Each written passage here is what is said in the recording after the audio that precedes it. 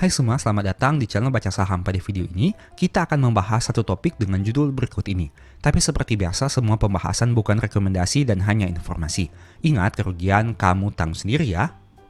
Nah, ada dua kriteria yang saya gunakan untuk pemilihan saham pada video kali ini. Yang pertama, menghasilkan pertumbuhan net income secara quarterly year on year di atas 100%. Dan yang kedua, net income-nya di atas 500 miliar rupiah dalam waktu 1 tahun. Mari coba kita lihat saham-saham apa saja kayak itu. Tapi sebagai informasi, ada beberapa proyeksi yang kita gunakan dan asumsi. Sehingga kamu harus memvalidasi lagi di sumber resminya sebelum melakukan analisa lebih mendalam. Kita langsung masuk saja ke dalam nama sahamnya. Saham pertama TAPG, di mana dalam 1 tahun terakhir harganya masih naik 36,43%. Ini merupakan informasi labanya. Di Q1 tahun 2024 labanya 371 dan naik menjadi 805 di Q1 tahun 2025. Itu artinya terjadi kenaikan 117% di Q1-nya. Bisa kita lihat juga kinerja di Q1 tahun 2025 ini memang menjadi lebih tinggi dibandingkan 2023 dan 2024. Tapi belum bisa mampu menyamai kinerja di Q1 tahun 2022. Oke, kita masuk kepada rasio keuangan. Gross profit margin-nya 34% dengan net profit margin 30%. Untuk net income-nya 117 quarter year on year growth. Untuk dividend yield-nya 17,27% yang terakhir dibagi di tahun 2025. Untuk angka dividend yield ini kamu harus hitung lagi. Ini merupakan grafik harga sahamnya. Sebagai informasi, TAPG belum listing di atas 10 tahun sehingga data yang ada ini di bawah 10 tahun. Bisa kamu lihat dulunya harga sahamnya sempat ke angka Rp1.000, tapi sempat juga di bawah Rp600. Nah, ini merupakan historical PBV-nya dengan angka 1,5 kali. Menurut kamu bagaimana? Apakah angka 1,5 kali ini merupakan angka yang cukup baik ataukah justru sudah terlalu mahal? Dulunya sempat di atas 2 kali, tapi sempat juga turun di bawah 1 kali. Untuk probabilitasnya, dalam 5 tahun terakhir, probabilitasnya adalah 80%, artinya 4 tahun naik dan 1 tahun mengalami penurunan. Di bulan November, dalam 4 tahun terakhir, saham ini tidak pernah mengalami kenaikan secara bulanan. Dan untuk bulan Juni juga, memiliki probabilitas yang cukup rendah. Ini merupakan historical pembagian dividen. Saham ini membagi dividen sejak tahun 2021, 22, 23, 24, dan terakhir 2025. Kita tunggu saja di tahun 2025, apakah mereka akan kembali lagi membagi dividen ataukah hanya 1 kali ini saja. Saham kedua CPIN, di mana masih turun 7,2% dalam 1 tahun terakhir dan ditutup pada angka 4.800 saat video ini dibuat. Ini merupakan data labanya. Di tahun 2024 pada Q1 labanya 711 dan naik menjadi 1537 di Q1 tahun 2025. Itu artinya terjadi kenaikan sekitar 116% dan diproyeksikan labanya bisa mencapai 6,1 triliun dengan menggunakan asumsi pada Q1 tahun 2025 yang disetahunkan. Nah, sebagai informasi juga, kinerja di Q1 tahun 2025 ini menjadi kinerja tertinggi sejak tahun 2017. Oke, untuk rasio keuangannya, gross profit margin 17,6 dengan net profit margin 8,6%. Sayangnya dividen yield-nya tidak menarik karena hanya 0,62% yang terakhir dibagi di tahun 2024. Ini merupakan harga sahamnya. Dulunya sempat menyentuh angka 8 ribuan, tapi sempat juga turun di bawah angka 4 ribuan. Dan saat video ini dibuat di angka 4.800. Dari sisi PBV, 2,47 kali saat video ini dibuat. Dengan rata-rata PBV 3,9, pernah di atas PBV 5 kali, tapi pernah juga turun di bawah 2,09 kali. Bisa kamu lihat pada grafik yang ada ini. Untuk aspek probabilitas dalam 5 tahun terakhir adalah 0%, artinya tidak pernah mengalami kenaikan secara tahunan. Saham ini memang memiliki probabilitas yang baik di bulan Mei dengan angka 80%, tapi secara tahunannya adalah 0%. Ini merupakan historical pembagian dividennya. Data yang terupdate masih per tahun 2024, sehingga untuk tahun 2025 kita harus menunggu informasinya nanti. Oke, saham berikutnya Cita, yang mana harganya sudah naik 78% dalam 1 tahun terakhir. Ini merupakan informasi di Q1 tahun 2025 untuk labanya. Labanya naik dari 394 menjadi 1032 di Q1-nya. Dan jika kamu lihat, kinerja di Q1 tahun 2025 ini menjadi kinerja tertinggi sejak tahun 2017. Labanya naik 162% secara kuarter dan diproyeksikan bisa mencapai 4,1 triliun jika di Q2 sampai Q4 kinerjanya konsisten bertumbuh seperti Q1. Untuk rasio keuangan, gross profit margin 47% dengan net profit margin 153%. Nah, ini merupakan hal yang perlu kamu analisa lagi di laporan keuangannya dan mencari tahu kenapa NPM-nya bisa 153%. Tawaran dividen yield 2,8% yang terakhir dibagi di tahun 2024. Ini merupakan grafik harga sahamnya. Sempat di atas 4.000 tapi sempat juga turun di bawah Rp2.000. Untuk PBV-nya 1,86 kali. Rata-rata PBV 2,88, pernah di atas PBV 4 kali, tapi pernah juga di bawah PBV 1,47 kali. Untuk probabilitas adalah 80% dalam 5 tahun terakhir.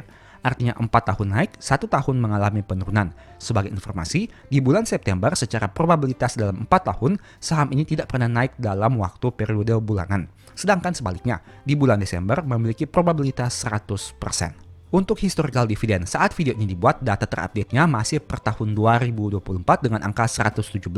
Mungkin saat kamu nonton video ini, sudah ada informasi terkait dividen tahun 2025. Silahkan tulis saja di kolom komentar. Saham berikutnya adalah Antam dengan kenaikan harga 75% dalam 1 tahun terakhir.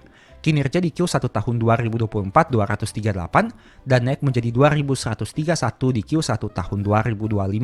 Artinya terjadi kenaikan 795%. Kenaikan yang sangat fantastis. Oke, gross profit marginnya 13,9% dengan net profit margin 8,1%. Tawaran dividen yield 4,7% yang terakhir dibagi di tahun 2024. Untuk tahun 2025 kita masih menunggu informasi lagi. Nah, harga saham Antam dulunya berada pada angka di bawah Rp1.000 tapi pernah juga menyentuh angka di atas Rp3.000. Dari sisi PBV dengan angka 1,91 kali, sudah berada di atas rata-rata PBV-nya. Dulunya sempat di atas PBV 2 kali, tapi sempat juga di bawah PBV 0,66 kali. Untuk probabilitas, saham ini memiliki probabilitas 40% secara tahunan dan sebagai informasi, dalam 4 tahun terakhir punya probabilitas 100% di bulan Juli dengan angka 100% yang mana dalam 4 tahun terakhir selalu mengalami kenaikan secara bulanan. Tidak hanya itu, di bulan April probabilitasnya juga 100% dalam 5 tahun terakhir. Untuk historical dividend, saham ini konsisten membagi dividen sejak tahun 2018. Bisa kamu lihat informasinya di sini. Oke, dan saham terakhir adalah saham MTech, di mana harganya naik 36% dalam 1 tahun terakhir. Laba di Q1 tahun 2024 259 dan Q1 tahun 2025 menjadi 3.634. Itu artinya terjadi kenaikan laba sebanyak 1.303%.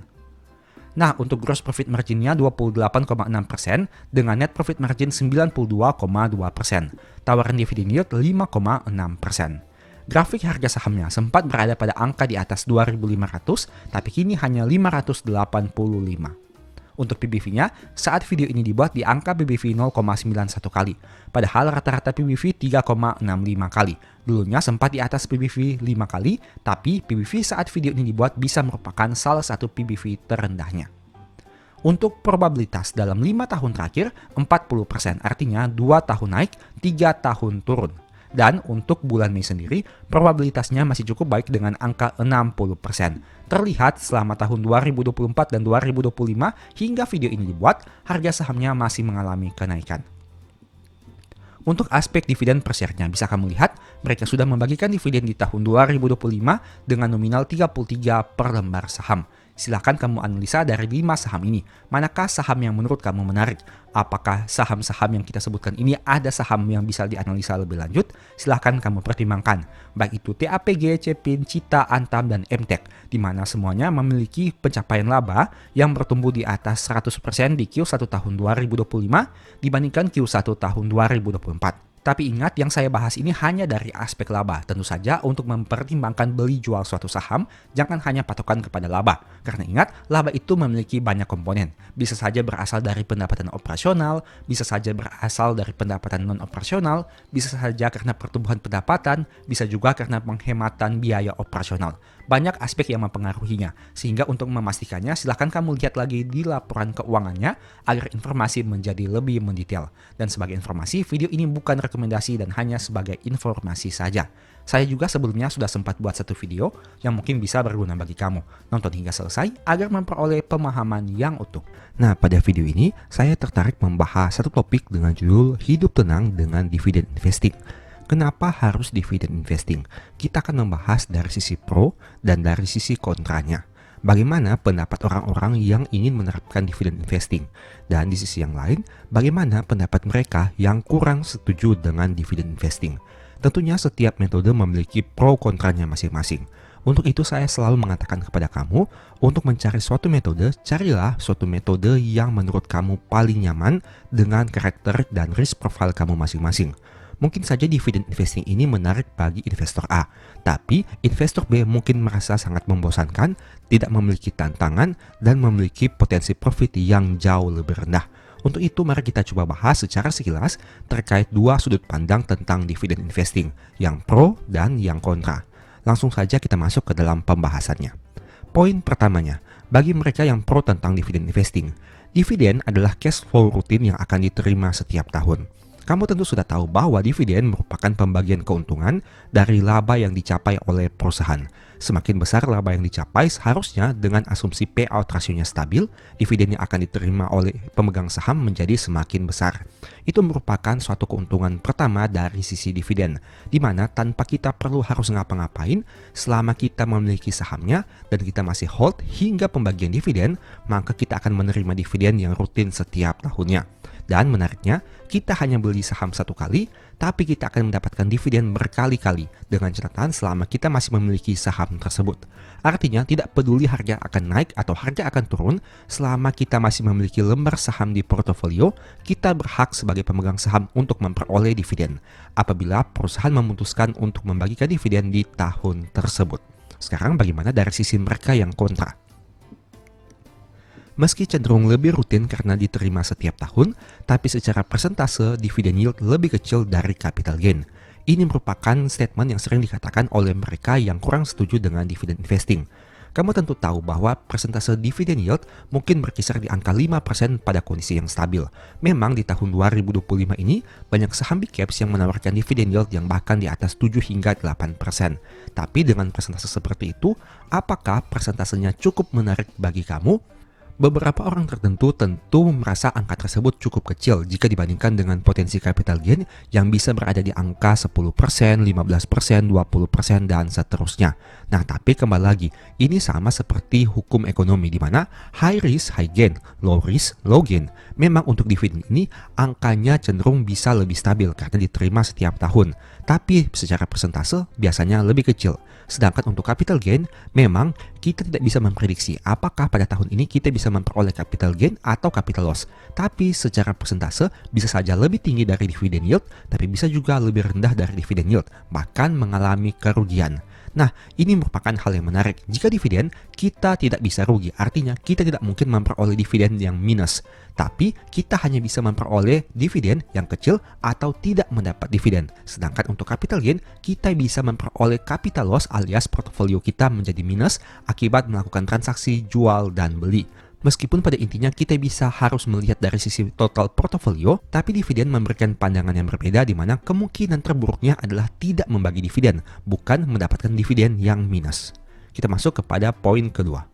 Untuk mereka yang pro, dividen lebih mudah diprediksi nominalnya dibandingkan capital gain. Nah, ini seperti yang saya katakan tadi. Apabila laba perusahaan meningkat dan asumsinya dividen payout rasionya tetap, maka secara tidak langsung, angka dividen yang akan kita terima di tahun depan akan lebih mudah diprediksi dibandingkan nominal capital gain. Misalkan, perusahaan rata-rata membagikan dividen dengan persentase katakanlah 70%. Tahun ini, labanya misalkan katakanlah 10. Tahun depan, labanya naik menjadi 20. Itu artinya terjadi kenaikan 100% dari sisi laba. Dan dengan asumsi dividen payout rasionya sama, artinya dividen yang akan kita terima di tahun depan diproyeksikan naik 100% juga. Analisa sederhananya seperti itu, dan itulah yang mengatakan kenapa dividen lebih mudah diprediksi nominalnya dibandingkan capital gain. Asalkan kita fokus saja kepada labanya dan kita lihat dalam track record jangka panjang bagaimana stabilitas dividen payout ratio dari perusahaan tersebut. Sedangkan bagi mereka yang kontra, mereka akan mengatakan seperti ini. Meski lebih mudah diprediksi, tapi frekuensinya lama, biasanya 1-2 tahun saja. Nah, ini merupakan hal penting yang harus kamu ketahui. Dari sisi capital gain mungkin katakanlah dalam 1 bulan kamu bisa melakukan beberapa kali transaksi, misalkan 5 kali. Di antara 5 kali tersebut, 3 untung, 2 rugi. Dan jika dalam 1 tahun kamu melakukan hal yang sama, di mana dalam 1 bulan itu melakukan 5 kali transaksi, 3 untung, 2 rugi, maka dalam 1 tahun itu kamu sudah melakukan beberapa kali transaksi. Yang mana kita lihat saja apakah hasilnya secara total capital gain atau capital loss. Sedangkan dividen ini merupakan hal yang berbeda. Kamu hanya akan menerima dividen biasanya 1-2 kali dalam 1 tahun. Mayoritas perusahaan membagikan dividen dengan frekuensi seperti itu. Ada yang 1 kali 1 tahun, ada yang 2 kali 1 tahun. Itu artinya meskipun nominalnya lebih mudah diprediksi, tapi frekuensinya lebih lama atau jarang. Dan itu cenderung membosankan bagi sebagian orang. Kita masuk kepada poin ketiga. Bagi mereka yang pro, dividen membuat pemegang saham tidak terlalu melihat naik turun harga saham. Karena mereka fokus kepada jumlah dividen yang akan mereka terima. Mau harga naik, mau harga turun, selama keputusan perusahaan itu hasil RUPS-nya dividennya sekian, itulah yang akan mereka terima. Dan mereka ini merupakan pemegang saham yang lebih berfokus kepada laba perusahaan. Karena dengan dividen yang akan diterima itu akan bergantung kepada berapa besar laba yang berhasil dicapai oleh perusahaan. Sedangkan bagi mereka yang kontra, mereka akan mengatakan untuk memperoleh dividen yield yang lebih tinggi, tentu harus beli di harga yang lebih rendah. Artinya tetap saja harus pantau harga saham. Misalkan, katakanlah harga saham Rp1.000 dan kita akan memperoleh dividen per share sebanyak Rp100. Dengan kata lain, kita memperoleh dividen yield 10%. Tapi jika harga sahamnya turun ke angka 500, maka persentase dividen yield kita tentu akan lebih tinggi karena harga sahamnya turun dan dividen per share-nya tetap. Dengan kata lain, seorang dividen investor juga bagi mereka yang kontra menganggap bahwa tetap harus melihat harga saham. Karena untuk mendapatkan dividen yield yang lebih tinggi, mereka butuh membeli di harga yang lebih rendah. Begitu juga sebaliknya, jika harga saham kembali mengalami kenaikan dengan signifikan, maka secara dividen yield, apabila mereka baru mau membeli saham tersebut, angkanya akan menjadi lebih kecil. Dengan kata lain, tetap saja harus melihat harga saham dan bukan bersifat pasif 100%. Kita masuk kepada poin keempat. Bagi mereka yang pro, dividen bisa dikompaundingkan agar di masa depan nominal yang diterima bisa semakin banyak. Saya sudah sering membahas topik terkait hal ini. Bukan hanya capital gain yang bisa compounding, tapi dividen juga bisa. Dan dividen yang kecil saat ini bisa saja menjadi lebih besar di kemudian hari dengan catatan perusahaan konsisten cetak laba yang bertumbuh, payout rasionya stabil, kita compoundingkan dividen yang diterima setiap tahun dan rutin melakukan top up dana. Nah, itu merupakan beberapa pertimbangan yang bisa kita lakukan agar nominal dividen yang diterima semakin besar dari waktu ke waktu. Artinya dividen ini merupakan suatu hal dari keuntungan pasar modal yang bisa kita compoundingkan. Saat ini kecil, di masa depan diharapkan bisa semakin banyak. Sedangkan bagi mereka yang kontra, mereka akan mengatakan seperti ini. Nominal keputusan dividen yang dibagikan tergantung RUPS. Sedangkan kalau nominal capital gain tergantung kemampuan masing-masing pemegang saham. Artinya untuk mendapatkan dividen kita harus menggantungkan nasib kita kepada pemilik keputusan, yaitu pemegang saham mayoritas berdasarkan hasil RUPS. Sehingga meskipun kita memprediksi labanya naik, dividen payout rasionya tetap dan lain sebagainya, selama hasil keputusan RUPS itu tidak sesuai dengan prediksi kita, maka nominal dividennya juga tidak akan sesuai dengan prediksi kita. Sedangkan sebaliknya, kalau untuk capital gain tergantung kepada kemampuan masing-masing investor. Dia jago, dia akan mendapatkan capital gain dari selisih jual dan belinya. Begitu juga dengan sebaliknya. Artinya dividen ini masih memiliki ketergantungan dengan pihak lain, sedangkan capital gain hanya berfokus kepada kemampuan masing-masing. Poin kelima, bagi mereka yang pro, dividen fokus kepada lembar saham, bukan harga saham. Nah, tentu hal ini berkaitan dengan poin nomor 4 yang tadi kita bahas, di mana compounding dividen. Itu artinya dengan compounding dividen, kita mengharapkan lembar saham kita semakin lama semakin banyak. Karena dividen yang kita terima, kita belikan saham lagi untuk mendapatkan lembar saham yang lebih banyak. Semakin banyak lembar saham, dividennya juga semakin banyak. Dan dengan dividen yang semakin banyak itu, kita compoundingkan lagi dengan membeli lembar saham. Artinya dividen fokus kepada lembar saham, bukan kepada harga saham.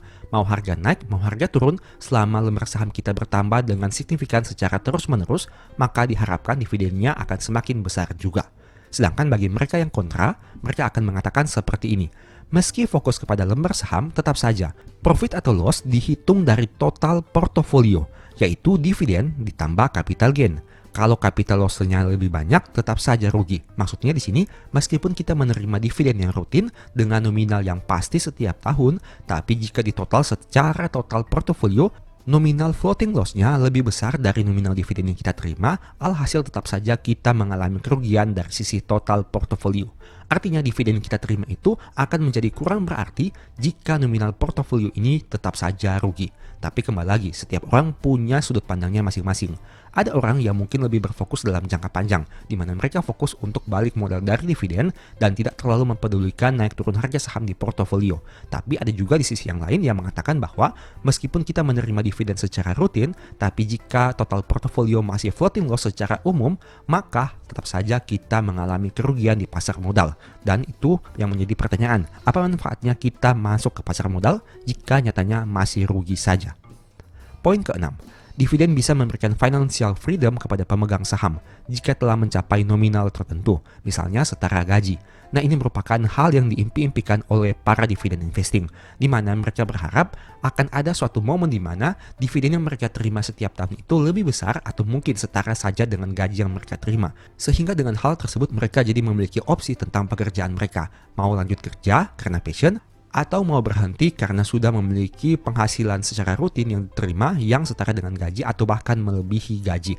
Ini merupakan keuntungan ke-6 dari mereka yang pro terkait dividen investing, di mana dividen ini bukan hanya memberikan cash flow secara rutin, bukan hanya nominalnya lebih stabil dan lebih mudah diprediksi, tapi diharapkan di masa depan bisa memberikan kebebasan dari sisi waktu kepada pemegang sahamnya. Karena telah mencapai nominal tertentu dari hasil compounding dan dari hasil top up dana yang dilakukan secara rutin, yang mana nominal tersebut setara dengan gaji atau bahkan melebihinya. Sedangkan bagi mereka yang kontra dengan statement ini akan mengatakan seperti ini. Untuk financial freedom tetap saja butuh modal yang miliaran, baik dari sisi dividen ataupun dari sisi capital gain. Modalnya cenderung bahkan lebih besar jika kita mengincar dividen. Nah, untuk statement seperti ini mereka akan mengatakan bahwa tetap saja kita mau fokus financial freedom dari dividen maupun dari capital gain, tetap saja modal yang kita butuhkan itu miliaran rupiah, dan cenderungnya nominal dividennya akan jauh lebih besar modalnya dibandingkan capital gain. Alasannya sederhana, karena kita kembali lagi dari statement yang pertama, yaitu meski cenderung lebih rutin karena diterima setiap tahun, tapi secara persentase dividen yield lebih kecil dari capital gain. Semakin kecil dividen yield, maka tentunya modal yang dibutuhkan semakin besar untuk memperoleh nominal rupiah yang sama. Itu merupakan 6 statement baik mereka yang pro dan mereka yang kontra tentang dividen investing. Menurut kamu bagaimana? Apakah strategi dividen investing ini masih menarik untuk diterapkan, di mana memberikan ketenangan dalam hidup karena investasinya cenderung lebih pasif, lebih fokus kepada fundamental perusahaan, lebih fokus kepada kinerja laba perusahaan seperti apa, prospek kedepannya seperti apa, bagaimana strategi dan inovasi perusahaan untuk mengembangkan perusahaan agar labanya bisa tumbuh dengan lebih signifikan? Ataukah kamu ada di sisi yang sebaliknya? Kamu tidak terlalu peduli perusahaan menghasilkan laba yang besar atau laba yang kecil, selama harga sahamnya naik signifikan itu merupakan fokus utama kamu. Artinya kamu lebih fokus kepada capital gain dan bukan dividen. Semuanya tergantung kepada kamu masing-masing. Setiap orang, seperti yang saya katakan tadi, memiliki preferensi dan kenyamanannya masing-masing. Ada yang fokus kepada dividen, ada yang fokus kepada capital gain, ada yang fokus kepada keduanya. Semuanya tergantung kepada cara kamu menghasilkan profit di pasar modal. Karena pada intinya yang kita fokuskan adalah pertumbuhan portofolio dalam jangka panjang. Semoga video ini bisa memberikan manfaat kepada kamu. Dan sebagai informasi, berbicara tentang dividen, saya sudah pernah menulis 2 ebook yang berkaitan dengan hal tersebut. Yang pertama, Stock for Living atau hidup dari saham, dan yang kedua adalah strategi nabung saham. 2 ebook itu memiliki topik pembahasan khusus terkait dividen. Apabila kamu tertarik melakukan pembelian, silakan chat saja pada nomor WA di awal atau di akhir video ini. Demikianlah pembahasan singkat pada video ini. Selalu ingat bahwa semua saham yang disebutkan bukan rekomendasi dan hanya bersifat edukasi serta informasi. Mohon juga agar dapat mengecek kembali data yang ditampilkan, karena bisa saja terjadi kesalahan pengetikan atau pengambilan data. Di video berikutnya ingin dibahas materi apa lagi? Tulis di kolom komentar ya. Sebagai informasi, berikut ini beberapa list ebook baca saham. Pertama, psikologi saham. Kedua, stock for living. Ketiga, strategi nabung saham. Keempat, the stock market. Dan yang kelima, cara cepat analisa laporan keuangan. Apabila tertarik, chat saja pada nomor WA yang ada. Sekian video ini, semoga bermanfaat. Thank you.